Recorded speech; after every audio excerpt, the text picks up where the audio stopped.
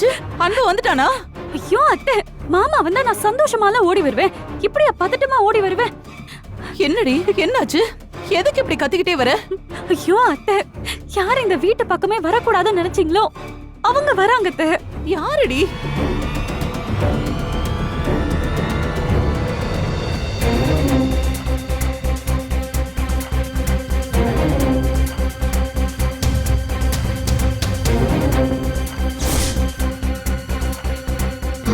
வாங்கப்பா.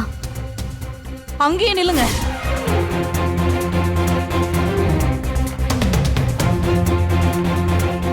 எங்க வந்தீங்க? மாமா, அத்தை, எப்ப வந்தீங்க? ஏய், இதுக்கு மேல ஒரு வார்த்தை பேசுன அப்புறம் நான் உனக்கு அம்மாவும் கிடையாது, நீ எனக்கு பொண்ணும் கிடையாது.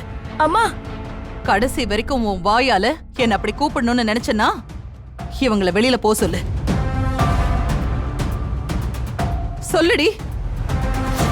பரவாயில்லையே, அத்தை இன்னும் ஃபார்ம்ல தான் இருக்காங்க. சம்பந்தியம்மா, மாப்பிள்ளைக்கு நடந்திருக்க விஷயம் எல்லாருக்கும் அதிர்ச்சியாத்தான் இருக்கு. உங்களுக்கு என்ன அதிர்ச்சி? நீங்களும் உங்க குடும்பமும் சேர்ந்து திட்டம் போட்டுதானே என் புள்ளையோட வாழ்க்கைய நாசமாக்கிட்டீங்க. அம்மா, எலும்பில்லாத நாக்கு, எதை வேணாலும் பேசலான்னு பேசாதீங்கம்மா. உங்க புள்ள வாழ்க்கைய அழிக்கணும்னு நினைச்சா எங்க புள்ள வாழ்க்கையும் சேர்ந்துதானே அழிக்கும். நல்ல புத்தி இருக்கிற பெத்தவங்க யாரும் அப்படி ஒரு காரியத்தை செய்ய மாட்டாங்கம்மா. உங்கள்கிட்ட கோடி தடவை சொல்லியாச்சு, என் பிள்ளை எந்த ஈனத்தனமான காரியமும் பண்ணல. எந்த கேவலத்துக்கு பிறந்தவனும் என் பிள்ளைய இந்த நிலைமைக்கு தள்ளிட்டு போயிட்டான். இப்போ உங்க மகனுக்கு பொண்டாட்டியா என் பொண்ணு வாழ ஆரம்பிச்ச பிறகு அவளை பத்தி தப்பா பேசினா உங்க குடும்பத்துக்கு தானே அசிங்கம். என் குடும்பத்துக்கு எது பெருமை எது அசிங்கம்னு எனக்கு தெரியும். நீங்க சொல்லி தர வேண்டியதில்ல.